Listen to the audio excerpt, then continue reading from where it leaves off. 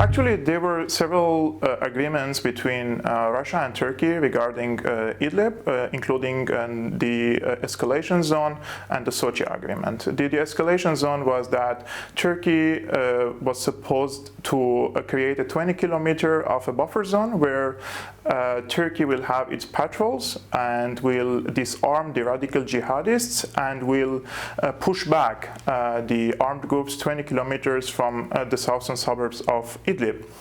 So after months of this agreement, the Turkish side either didn't have the will nor or the capability to enforce this agreement on the armed groups in Idlib, and particularly on the HTS. HTS is Hayat Tahrir al-Sham, previously known as al-Nusra Front or Al-Qaeda. And these militants remained stationed in the southern suburbs of Idlib, and they were showering or shelling the northern towns of Hama regularly on daily basis, including on towns like Maharde and Sekelbiye, and these towns are predominantly Christians. And actually the activists who document, let's say, the activities of al-Nusra Front, they were promising of a genocide or ethnic cleansing of the Christians in this area. Therefore, the Syrian army had to push again for an offensive in, let's say, the northern part of Hama and the southern part of Idlib in order to push back these militants from these towns. And for the moment, it seems that the Syrian army is able to advance in the northern suburbs of Hama. And the militants are withdrawing gradually to let's say, to the southern, from the southern side of Idlib into central side of Idlib. And in my opinion, the Syrian army doesn't have a comprehensive strategy to liberate the entire Idlib governorate. But at the moment, the strategy is to practice pressure, political pressure, military pressure on these militants and its backers. And when we say the backers, we should name Turkey, Saudi Arabia, Qatar, and several Western governments, so that these governments might practice pressure on these armed groups in order to find a political solution. The political solution in Idlib is the following: that the militants should disarm themselves, they should reopen the highways that connect Aleppo to the other cities and governorates of Syria, and they should hand over these towns to the Syrian government. Now, some might say that this is not possible because the Syrian government doesn't have a popularity, or the people don't want the Syrian government to return back to Idlib. This is a hypothetical hypothesis. We don't know whether or not the people in Idlib actually want the Syrian government or the militants, because wherever the militants exist, they enforce their way of life, they terrorize the people in order to accept them. This has happened in my city of Aleppo, in the eastern neighborhoods of the city, where the civilians were held hostage for almost 4 years by the militants, and when they tried to escape the eastern neighborhoods of Aleppo into the western side, which was in the hands of the government, they were shot from their back and they were shelled. The humanitarian corridors were shelled regularly in order to prevent the civilians to escape from their controlled area into the government-held area.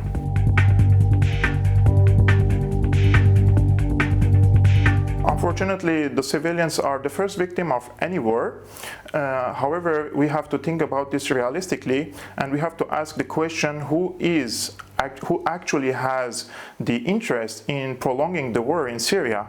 The Syrian government is exhausted financially, is exhausted militarily, is exhausted on all the fronts, and they want to restore stability into the country, and the number one priority for the Syrian government is security. The other side, namely Turkey in Idlib, which is playing this game side by side with Al-Qaeda, in this governorate, and don't take my words. Even the American officials, they acknowledge that Idlib is the biggest safe haven for Al-Qaeda militants after 9/11. Therefore, the people who were, for example, in Aleppo, in eastern Ghouta, and in elsewhere, when the Syrian government came, they gave an opportunity for the militants and their families to leave that area peacefully, and they were bused into Idlib. So this city is now mostly populated by displaced Syrians. Many of them are the militants, and when we say many of them, are more than 120,000 militants exist in this city, including tens of thousands of multinational jihadists. And the civilians who are in this area are either held as human shield by these terrorists, or they actually support the radical militants. So in either way, when the Syrian government comes to liberate the town, they will be, because of the combat between the both sides, there will be civilian casualties.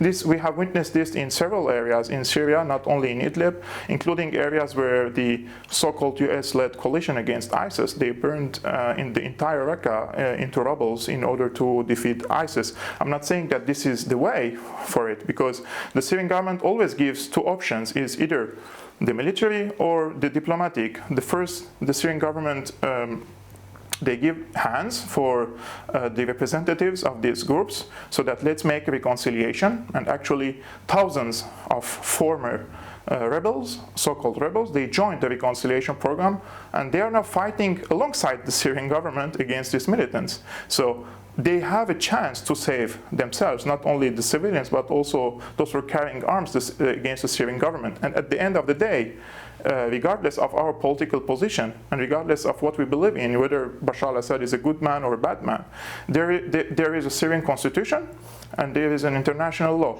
And it's not possible to leave any part of Syria in the hands of radical jihadists who would not hesitate to fly planes into the buildings of New York, Washington, or even in Canada.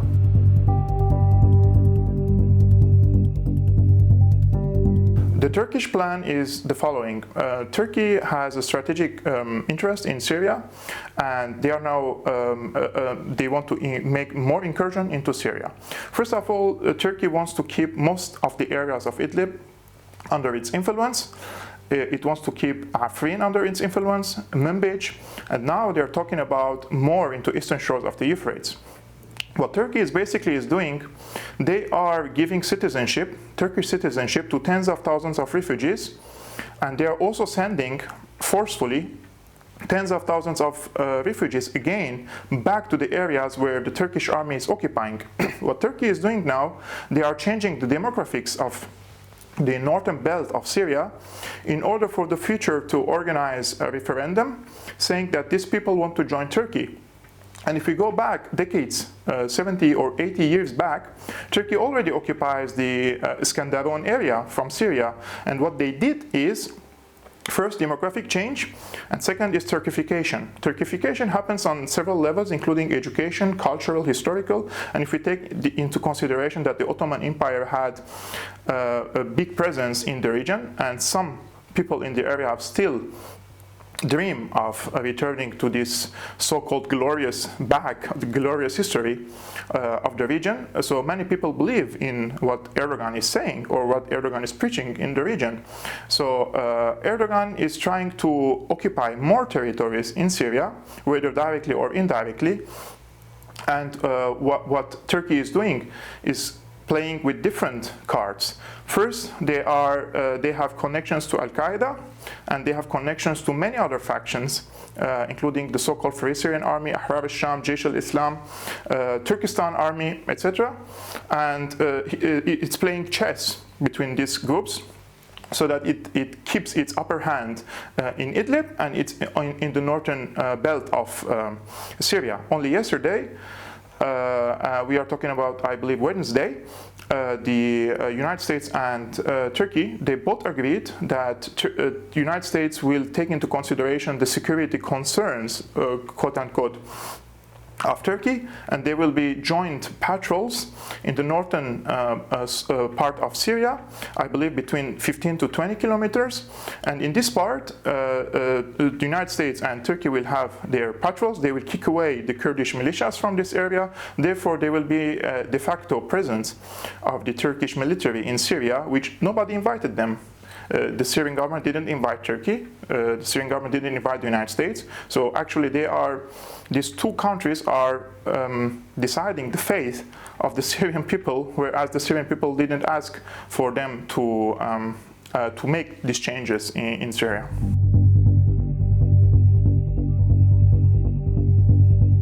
Actually, what the mainstream media in the West is taking, their sources underground, are the White Helmets, the Syrian Center for Documentation, and the Syrian Observatory for Human Rights.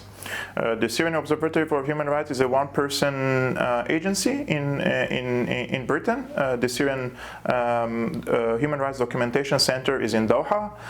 The White Helmets are actually a British-made organization. Unfortunately, I'm not saying the footages are not real, but what I'm saying is they are these groups are focusing only one side of the story, and they are promoting a narrative that as if the Syrian government is coming into Idlib just to slaughter the civilians and the population there. This is completely untrue. Underground, when we see the both sides of the picture, we will realize that there is an ongoing, very hardcore battles between two sides, and within these fires, they are falling civilians from all sides. I mean, Syrians are, regardless of their political position, because on the government side, when this government is trying to advance, the militants also shooting on the other side, and they are also killing civilians, but we are not seeing any pictures from these organizations. Therefore, I always take these reports coming from these three organizations with a grain of salt. And I believe that the reports that they are sending into the Western media, especially the mainstream one, is to create a narrative that there is a madman sitting in Damascus, and he is bloodthirsty, wants only to slaughter and create bloodshed. Where the reality is, the Syrian army with the different units underground, including the allies, they are fighting tens of thousands of hardcore jihadists underground who won't hesitate to behead me or behead anyone who has a different opinion or a different religious belief. And this battle is very strong. And underground, when we see the different pictures coming from this time from the Syrian army side, especially the reporters and the war correspondents sending pictures and videos from the ground, we will see that every day there are continuous battles, and the Syrian army is trying to destroy the fortification of these militants. Of course, crossing these fires, there are civilians unfortunately dying, but it's not the target of the Syrian government. This is what I'm trying to say. The Syrian government doesn't have an interest in killing its own people, because at the end, any government cannot survive without a popular support. And if you kill your own people, you will not have a popular support, and then you will be crumbled. And this is the point that I'm trying to make here. The Syrian government has the constitutional right to regain Idlib again, and the Syrian people won't tolerate 120,000 radical jihadists, al-Qaeda fighters cruising in Idlib, and they are, until this moment, they are firing rockets on the Aleppo, the city that I come from, where my family are still there, and they are every day in danger. It's not possible to live in Berlin, for example, and in Potsdam there are militants, they are firing rockets and missiles every day on the capital city of Berlin, and when the government moves to crush such a rebellion, we will say the government is killing people. It's not logical in my opinion, and in this sense we need always to double check the reports coming from Idlib, and who is sending the reports, and who is behind these organizations. If we check the funding of these organizations, the White Helmets, they are funded up to $100 million from different governments in the region and in Europe and the United States. And the Syrian Center for Documentation, they are funded by Doha, by Qatar. They're not credible organizations. I won't take their reports as credible reports in order to build my opinion regarding of what's happening in Idlib.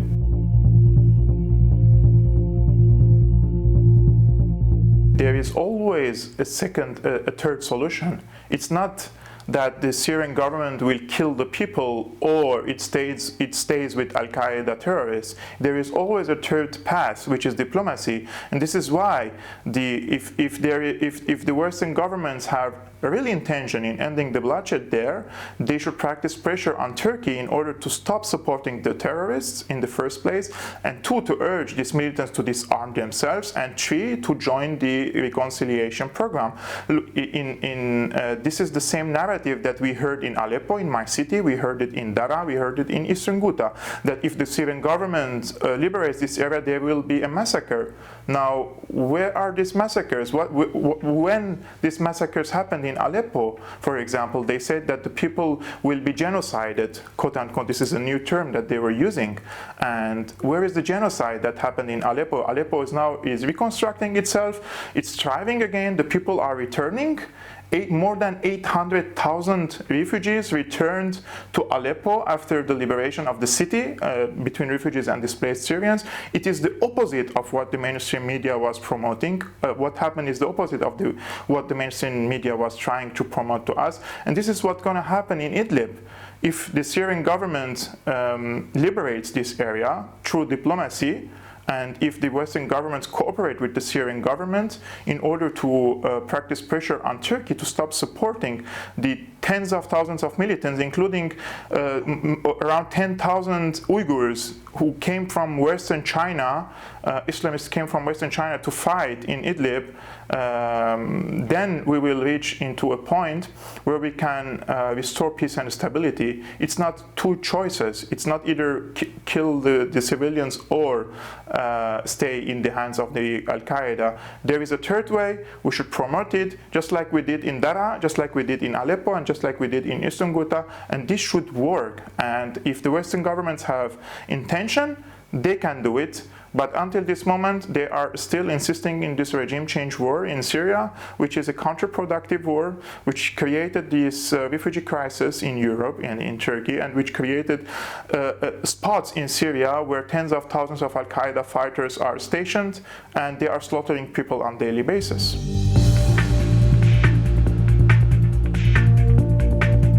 Some anti-government or anti-Assad Syrians are realists, and they know that they lost this war against the Syrian government, and they chose to restore, let's say, the social and economic ties with Syria again, and some of them are returning.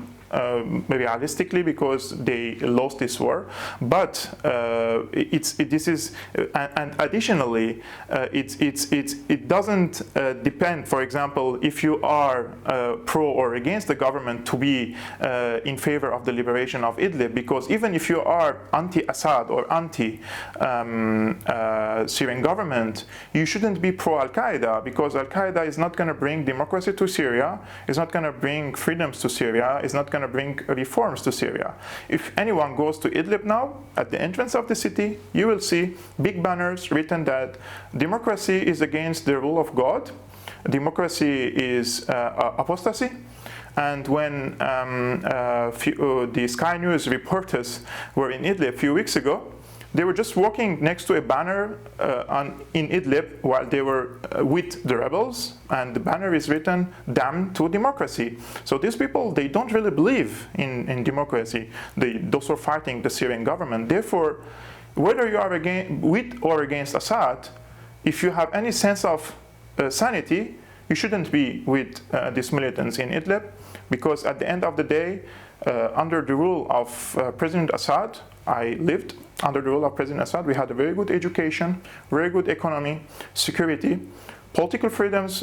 We needed more reforms in Syria. Nobody can deny that. But we're not going to destroy the entire city, entire country, in order to bring political freedoms, whereas the entire region in the Middle East, there is no single democracy in the Middle East. And we all know that most Arab states are ruled by dictatorships, but we don't hear any statements coming from Western governments against this, for example, the kingdoms of the Gulf, because there is a huge economic interest between them. Because Syria has independent foreign policy and is in the line with Iran and Russia, this war has been triggered under the banner of democracy and human rights in Syria in order to weaken Syria. They succeeded, not completely.